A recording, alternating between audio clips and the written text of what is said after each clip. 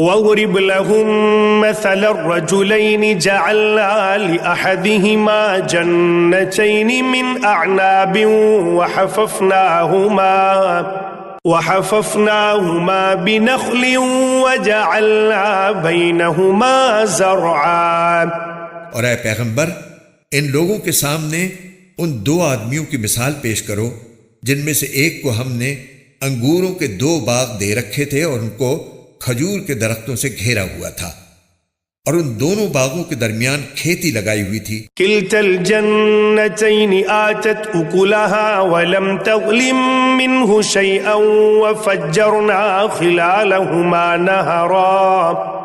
دونوں باغ پورا پھل دیتے تھے اور کوئی باغ پھل دینے میں کوئی کمی نہیں چھوڑتا تھا، اور ان دونوں کے درمیان ہم نے ایک نہر جاری کر دی تھی۔ وَكَانَ لَهُ ثَمَرٌ فَقَالَ لِصَاحِبِهِ وَهُوَ يُحَاوِرُهُ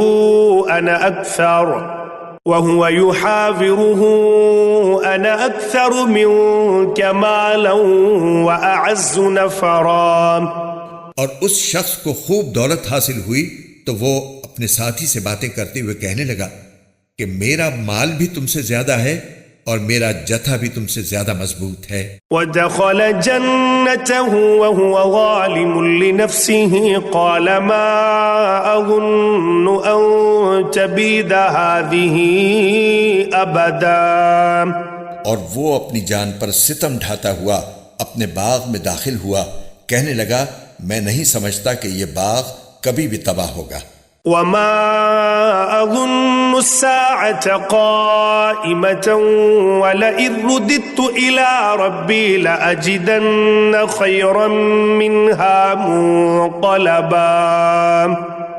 اور میرا خیال یہ ہے کہ قیامت کبھی نہیں آئے گی، اور اگر کبھی مجھے اپنے رب کے پاس واپس بھیجا بھی گیا تب بھی مجھے یقین ہے کہ مجھے اس سے بھی اچھی جگہ ملے گی۔ قال له صاحبه وهو يحاوره أكفرت بالذي خلقك من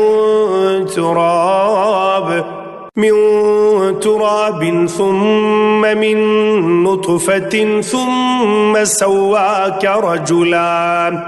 اس کے ساتھی نے اس سے باتیں کرتے ہوئے کہا کیا تم اس ذات کے ساتھ کفر کا معاملہ کر رہے ہو جس نے تمہیں مٹی سے اور پھر نطفے سے پیدا کیا، پھر تمہیں ایک بھلا چنگا انسان بنا دیا۔ لیکنہ واللہ ربی ولا اشرک بربی احدا۔ جہاں تک میرا تعلق ہے میں تو یہ عقیدہ رکھتا ہوں کہ اللہ میرا پروردگار ہے اور میں اپنے پروردگار کے ساتھ کسی کو شریک نہیں مانتا۔